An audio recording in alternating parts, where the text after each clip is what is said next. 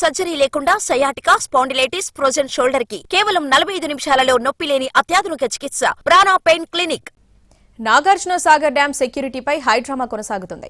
నిన్న ఉదయం కేంద్రం ఆదేశంతో డ్యాం భద్రతా విధుల నుంచి వైదొలిగిన సీఆర్పీఎఫ్ బలగాలు సాయంత్రానికి మళ్లీ విధుల్లోకి తిరిగి రావడం చర్చనీయాంశంగా మారింది. కేంద్రం నిర్ణయంపై 2 తెలుగు రాష్ట్రాలు అభ్యంతరం చెబుతున్నట్లు సమాచారం.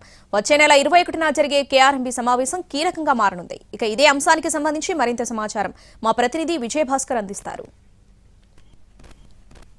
నాగార్జున సాగర్ ప్రాజెక్టు భద్రతపై కేంద్ర ప్రభుత్వం దృష్టి సారించింది. ఈ నేపథ్యంలోనే ఇప్పటివరకు డ్యాం భద్రతా విధులు నిర్వహిస్తున్న సీఆర్పీఎఫ్కు బదులుగా సీఐఎఫ్ను రంగంలోకి దింపాలని కేంద్ర ప్రభుత్వం నిర్ణయించినట్లుగా తెలుస్తుంది. ఈ నేపథ్యంలోనే నిన్న ఉదయం సీఆర్పీఎఫ్ బలగాలు నాగార్జున సాగర్ డ్యాం నుంచి బలగాలు ఉపసంహరించుకొని తిరిగి తమ బెటాలియన్ ములుగులో ఉన్న బెటాలియన్కు వెళ్ళినట్టు కూడా తెలుస్తుంది. కానీ సీఐఎస్ఎఫ్ ఆధీనంలో నాగార్జున సాగర్ డ్యాంను ఉంచడానికి 2 తెలుగు రాష్ట్రాలకు సంబంధించిన ప్రభుత్వాలు అంగీకరించకపోవడంతో కేంద్ర ప్రభుత్వం తన నిర్ణయాన్ని వెనక్కి తీసుకున్నట్టుగా కూడా తెలుస్తుంది. ఈ నేపథ్యంలోనే నిన్న ఉదయం వెళ్ళిన కేంద్ర బలగాలు తిరిగి నిన్న సాయంత్రం వరకు నాగార్జున సాగర్ డ్యాంకు చేరుకున్నాయి. ప్రస్తుతం సీఆర్పీఎఫ్ ఆధీనంలోనే నాగార్జున సాగర్ భద్రతా విధులు కొనసాగుతున్న పరిస్థితి ఉంది.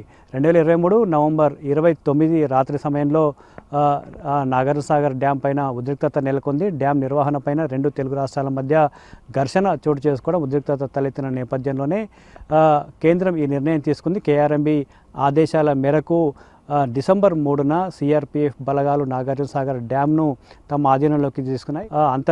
అంతర్జాతీయ సంబంధించిన ఉగ్రవాదులకు సంబంధించిన ముప్పు కూడా గతంలో ఉందని హెచ్చరికలు వచ్చిన నేపథ్యంలో ఇటు డ్యాం భద్రత కావచ్చు, సేఫ్టీ కావచ్చు, 2 తెలుగు రాష్ట్రాల మధ్య ఉన్న కొంత ఉద్రిక్తత వాతావరణం అంతా కంట్రోల్ చేసేందుకు సీఐఎస్ఎఫ్ అయితేనే సరైన నిర్ణయం అనే భావనలో కేంద్రం ఉన్నట్లుగా తెలుస్తుంది. చట్టంలో పేర్కొన్న 16A-BCని అమలు చేయాలని కూడా తెలంగాణ రాష్ట్ర ప్రభుత్వం కోరుతుంది. ఈ నేపథ్యంలో జనవరి 21న జరిగే సమావేశం అయితే చాలా కీలకంగా మారింది. కానీ ఎట్టి పరిస్థితుల్లో జనవరి 21న కేంద్ర సీఆర్పీఎఫ్ బలగాలు నాగార్జున సాగర్ డ్యాం భద్రతా విధులను ఉపసంహరించుకొని తమ బెటాలియన్లోకి వెళ్ళిపోతాయి.